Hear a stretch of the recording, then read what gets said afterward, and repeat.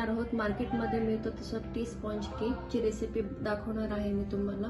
खूप छान हा केक बनवून तयार होतो, अगदी लहान मुले मोठी माणसे आवडीने खातात। तुम्ही हा केक चहा टायमिंग सोबत सुद्धा खाऊ शकता किंवा इतर वेळीही तुम्ही चहा प्यायचा नसेल, काहीतरी गोड खायचं असेल तर त्यावेळेसही हा केक तुम्ही खाऊ शकता। अगदी घरच्या साहित्यामध्ये हा केक बनवून तयार होतो। याला काही दही किंवा इनो वगैरे आपण यूज न करता अगदी घरच्या साहित्यामध्ये हा केक बनवून तयार होणार आहे। तर रेसिपी शेवटपर्यंत बघा। कुठेही मी सर्व तुम्हाला मेजरिंग कप्सने सर्व माप सांगितलेलं आहे, कुठेही तुमची रेसिपी फेल होणार नाहीये। काही सोप्या ट्रिक मी तुम्हाला इथे सांगितलेल्या आहेत, तर फॉलो करून तुम्ही हा टी स्पॉन्ज केक बनवू शकता। तर व्हिडिओ शेवटपर्यंत बघा। चला बनवूयात टी स्पॉन्ज केक। नमस्कार, स्वागत आहे तुमचं आजच्या एका नवीन रेसिपीमध्ये। आज आपण बघणार आहोत मार्केटमध्ये मिळतो तसा टी केक, तोही कुकरमध्ये बनवायला आज मी तुम्हाला शिकवणार आहे। तर रेसिपी शेवटपर्यंत नक्की बघा। त्यासाठी लागणारं साहित्य आपण बघूया। इथे घेतला आहे आपण मैदा, 300 ग्रॅम मी इथे मैदा घेतलेला आहे। पिठी साखर लागणार आहे आपल्याला, त्यासाठी 1 कप दूध लागणार आहे। दुधावरची साय घेणार आहोत आपण इथे। कस्टर्ड पावडर घेतलेली आहे, बेकिंग पावडर घेतलेली आहे आणि तेल घेतलेलं आहे आपण इथे। तर आता आपण सर्वप्रथम मैदा चांगला चाळणीने चाळून घेणार आहोत। इथे मी चाळणी घेतलेली आहे आणि आपण चाळणीमध्ये आता मैदा चांगला चाळून घेणार आहोत। महत्त्वाची टीप आहे, कोणताही केकचा पदार्थ करत असताना मैदा हा चाळूनच घ्यायचा आहे। या जागी तुम्ही जर गव्हाचं पीठ घेतलं तरीही चालणार आहे। मी इथे मैदा घेतलेला आहे, त्याच्याने टेस्ट छान येते। मैदा आपण इथे घेतलेला आहे, त्याच्यामध्ये घेणार आहोत आपण इथे कस्टर्ड पावडर घेतलेली आहे व्हॅनिला फ्लेवरची, याने टेस्ट छान येते, अगदी बाहेरच्या सारखे टेस्ट येते। त्यामुळे आपण इथे कस्टर्ड पावडर घेतलेली आहे 2 चमचे। ही पण आपण छान मैद्यासोबत चाळून घेणार आहोत। बेकिंग पावडर घेतलेली आहे आपण इथे 1 चमचा, ही पण आपण मैद्यामध्ये वरती टाकून घेणार आहोत। आणि खाण्याचा सोडा घेतलेला आहे मी इथे अर्धा चमचा। आता आपण हे सर्व छान चाळून घेणार आहोत। कस्टर्ड पावडरने आपल्या केकला छान फ्लेवर येतो, अगदी बाहेर जसं भेटतो तसंच हे बनवून तयार होतो आणि रंग टेक्स्चर वगैरे अगदी छान येतो। त्यामुळे कस्टर्ड पावडर नक्की वापरा। तर आपण आता मैदा छान चाळून घेतलेला आहे। आता आपण एका बाउल मध्ये घेणार आहोत पिठी साखर। इथे पिठी साखरचाच यूज करायचा आहे, पूर्ण साखर नाही घ्यायची। आणि अर्धा कप त्यामध्ये घेणार आहोत आपण तेल घेणार आहे आणि आपण छान मिक्स करून घेऊया।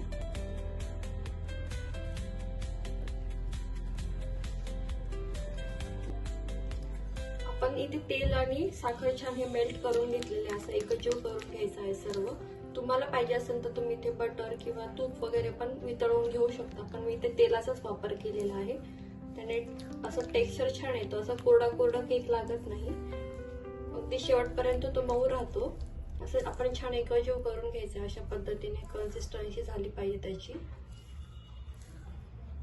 इथे आपण घेतलेलं आहे दूध। दुधामध्ये आपण दुधावरची जी साय असते ती घेणार आहोत। दुधावरची साय घेतली तर आपल्याला इथे वेगळं असं काही यूज करण्याचा वेळ येत नाही, ज्यांनी जसं की मिल्क पावडर झालं किंवा खवा झालं, असं आपल्याला काही यूज करावं लागत नाही। दुधावरची साय असते ती घ्यायची आहे आणि दूध घ्यायचं आहे, हे छान मिक्स करून घ्यायचं आहे।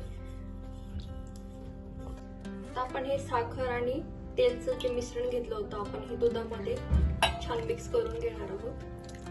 अशा पद्धतीने हे छान मिक्स करून घ्यायचं आहे। अशा पद्धतीने टी केक नक्की करून बघा।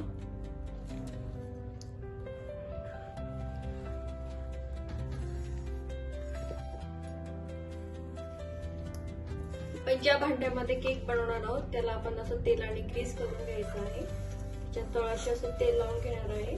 तुमच्याकडे बटर पेपर असेल तर तुम्ही बटर पेपरही लावू शकता, पण मी घरच्या साहित्यामध्ये आज तुम्हाला कसं बनवायचं आहे ते शिकवणार आहे।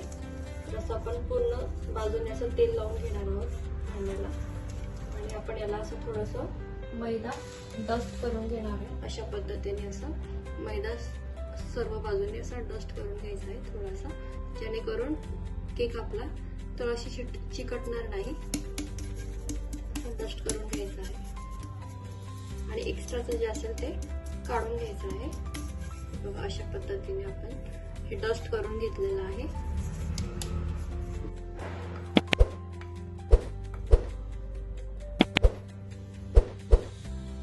आपण जे दुधाचं मिश्रण घेतलं होतं त्याच्यामध्ये आपण हे बेकिंग पावडर, मैदा वगैरे हे सर्व मिक्स केलेलं, चाळून घेतलेलं हे असं आपण या पिठामध्ये टाकून, दुधामध्ये टाकून घेणार आहोत. पूर्व तयारी सर्व आधीच करून ठेवायची आहे.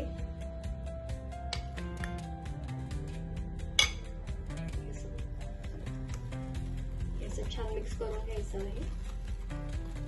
पिठाची कन्सिस्टन्सी कशी ठेवायची आहे मी तुम्हाला पुढे जाऊन सांगणारच आहे. पातळ नाही आणि खूप घट्ट नाही, अगदी व्यवस्थित आपल्याला हे पीठ भिजवायचं आहे.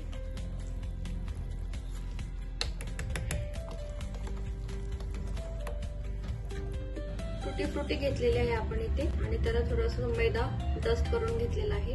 असं का करायचं, कारण की टुटी फ्रुटी खाली जाऊन बसते, त्यामुळे असं मैदा त्याला कोट करून घेणार आहोत आपण.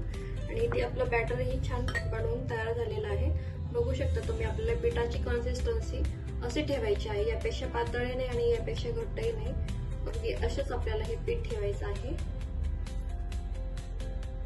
आणि त्याला आपण मैदा लावून घेतलेला आहे, तेल लावून घेतलेलं आहे. त्या भांड्यामध्ये आपण हे सर्व पीठ असं टाकून घेणार आहोत. अशा पद्धतीने हे सर्व टाकून घ्यायचं आहे छान. खूप छान हा केक बनवून तयार होतो. मुलांनाही खूप आवडेल तुमच्या आणि घरातही खूप छान लागणार आहे. हा सर्वांनाच आवडणार आहे. असा हा केक बनवून तयार होतो. हा अशा टाईपचा टी केक खाऊन तुमच्या घरच्यांना अधिकच हा टी केक आवडणार आहे आणि टी टाइमही अगदी छान होणार आहे तुमचा. तर आपलं मिश्रण इथे टाकून झालेलं आहे केकचं. तर आपण वरती असं टुटी फ्रुटी टाकून घेणार आहोत. टुटी फ्रुटी ऑप्शनल आहे, तुम्हाला हवा असेल तर टाकू शकता, नाही टाकलं तरी चालेल. पण याने छान वाटतं, मध्ये मध्ये खायला येतात, त्या खाताना जे लागतात ते छान लागतं. तर असं आपण हा टीन टॅप करून घेणार आहोत. इथे मी कुकरमध्ये तुम्हाला बनवायला दाखवणार आहे. तर आता आपण कुकरमध्ये हा केक बनवणार आहोत. कुकरमध्ये मी असं स्टँड ठेवलेलं आहे आणि यामध्ये आपण असं हा टीन ठेवणार आहोत. याच्यामध्ये पाणी टाकायचं नाहीये आणि कुकरच्या झाकणाची आपण शिट्टी काढून घेणार आहोत. आणि रिंग आपण अशीच ठेवणार आहोत, फक्त शिट्टी काढून घ्यायची आहे. आणि हे 30 मिनिटांसाठी आपण बेक करून घेणार आहोत केक.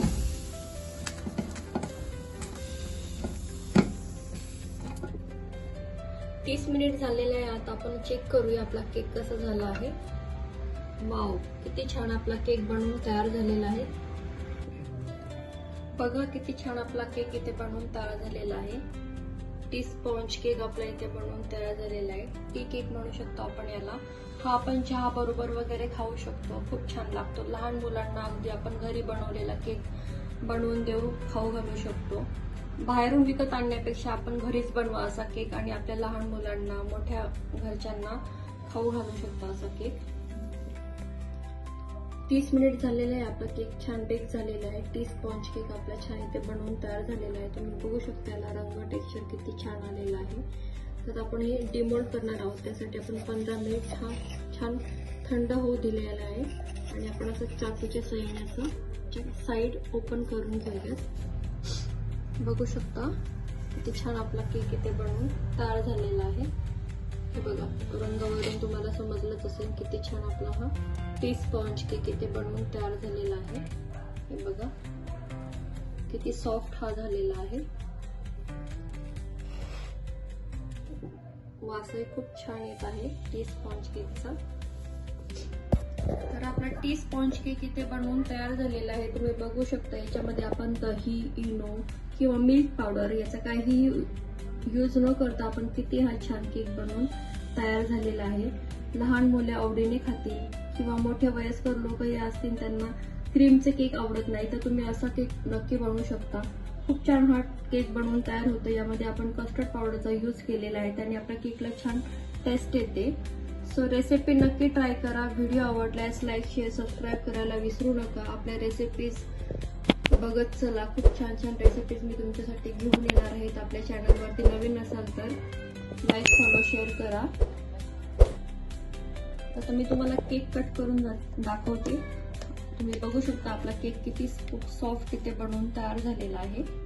याला रंग, टेक्स्चर, याला जाळी किती छान पडलेली आहे. बघू शकता हा किती स्पॉन्जी झालेला आहे केक. असं प्रेस करून पाहिलं तरी हा पूर्ण आहे असंच होतंय. यावरून बघू शकता तुम्ही आपला केक किती छान बनवून तयार झालेला आहे. त्याला रंगही किती छान आलेला आहे. हा आपण कुकरमध्ये बनवलेला आहे. कोणी म्हणेल का हा कुकरमध्ये बनवलेला केक आहे. हे बघा किती छान हा रुईसारखा सॉफ्ट असा केक बनवून तयार झालेला आहे.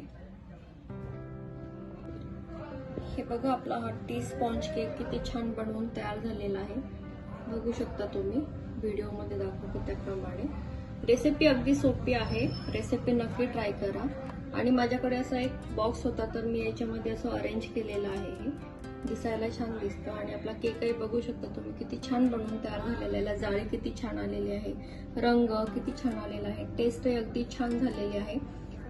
तर ही रेसिपी नक्की ट्राय करा. व्हिडिओ आवडल्यास लाईक, शेअर, सबस्क्राईब करायला विसरू नका.